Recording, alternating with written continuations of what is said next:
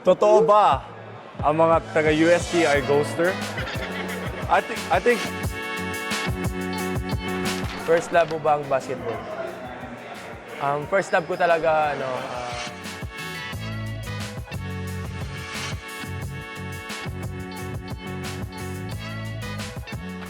Hi everyone, I am Nick Cabanero of the USC Garland Tigers, here to answer your Reddit question. How to be a Nick Cabanero po? How to be me is just being me. Kasi ni-enjoy ko lang yung life ko being a basketball player, and at the same time, I already graduated so just enjoy the moment lang. Hi Nick, anong favorite mong tambayan sa UST? Yung favorite tambayan ko sa UST, yung building namin sa St. Raymond's. Tapos yung Q-Pub, of course, doon kami lagi nagpa-practice And lastly, yung Evas, kasi doon kami kumukuha ng source ng food. Your go-to food spot within your campus area. So I've mentioned already na doon kami kumukuha ng Evas, ng pagkain sa Evas. So libre siya, and yung IPEA po yung nagbayad for that. And we're thankful to the UST na sa food and sa accommodation na binigay sa amin. How do you deal with emotions lang din after a top UAP season? Yeah, from my rookie year up until my third year, sobrang hirap during that time kasi kami yung 7th and 8th place during that time. So, iniisip ko lang talaga mentally, dapat babawi kami. And I believe in the process lang talaga na it's not our time now, but let's see what will happen in the future or in the next season.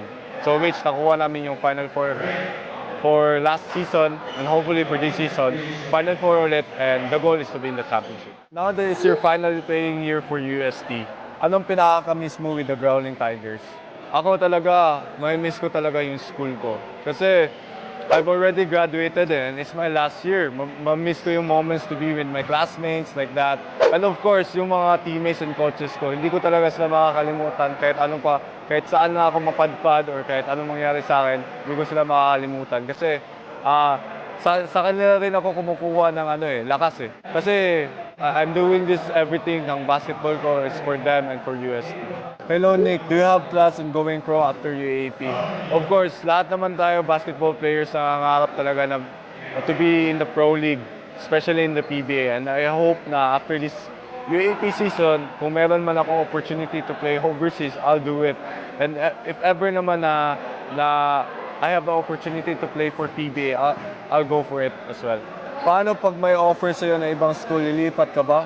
Like offer sa'yo 8 million cash, condo unit at kotse. Grabe, specific masyado.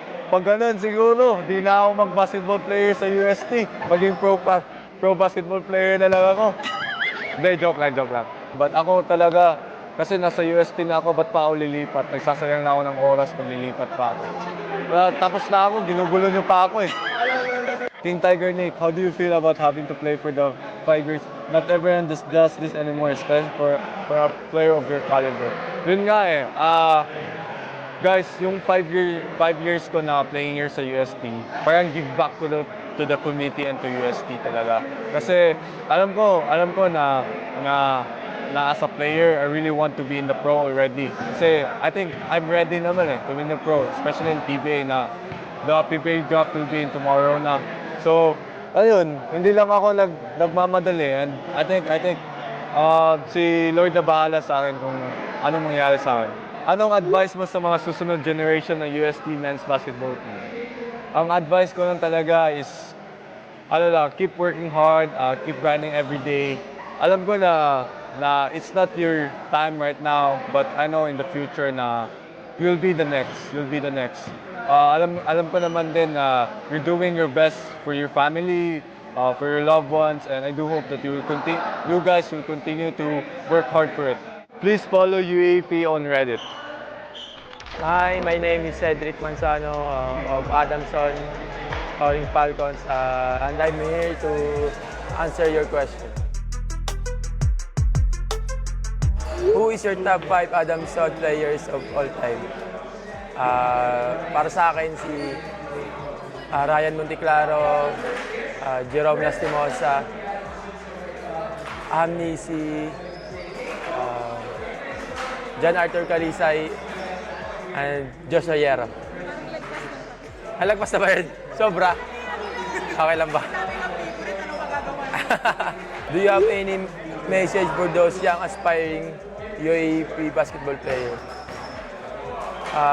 Siguro magtiwala lang kay Lord na kaya natin na marating yung mga gusto natin. Then work hard, play hard. Play harder pala. Kung magkakaroon ka ng chance makapaglaro with basketball legend, local or international, sino yon at bakit? Para sa akin si Mark Pingris kasi yun yung Sakuragi ng Pilipinas. Yun yung mga gusto kong makatapat at makakuha ng experience. Anong best na merienda sa school classmate? Hindi kasi ako nagmimerienda, more on kanin ako. So pastil ako doon sa may bridge, sa cafe, sa CS. What's your pre-game ritual? Ako, nag-meditate ako and then nag-pray ako sa CR. How good is Coach Nas as a coach? Si Coach Nas parang father figure dyan eh. So, on and off the court, tuturuan ka niya ng mga about sa life. First love mo ba ang basketball? First love ko talaga volleyball. So, volleyball ako since elementary hanggang high school. And then, inano sa akin ng kuya ko na itry ko yung basketball kasi mas malaki yung opportunity sa basketball. And then, ayun, andito na ako. Bukod sa'yo, sino ang dapat naming abangan sa Adamson this season? Abangan nyo yung mga rookie namin ngayon kasi laking tulong sa amin, laking tulong sa person ng Adamson. Abangan nyo sila. What's the story behind your nickname, Moniker Baby Boy? Nagsimula yan nung bubble, wala pang tao. Tapos, nung pwede na may isang tao, si Ate Rose, Ate Rose, pagaling ka. Siya yung nagsimula ng Baby Boy. Para may malaki siyang pangalan ko na Cedric Baby Boy, kaya yun nagsimula. Best place to eat sa Adamson? Siguro sa Kalaw. Mahilig kasi kami magpares eh. Yung ngayon, tsaka last week. Who's the toughest guy you have to guard in the UAP? Para sa akin yung rookie ko, si Carl Tamayo. Siya yung pinakamahirap para sa akin kasi may tira sa labas tapos may low post pa siya. So, ang hirap pantayin para sa akin. Who is your inspiration every time you play in basketball? Sa father ko na nasa heaven, para sa kanya to, sa family ko, dyan sa Romblon, sa Taguig, at sa girlfriend ko, si Jezabel. This has been Cedric Manzano of Adamson Soaring Falcon. Please follow on UAAP on Reddit.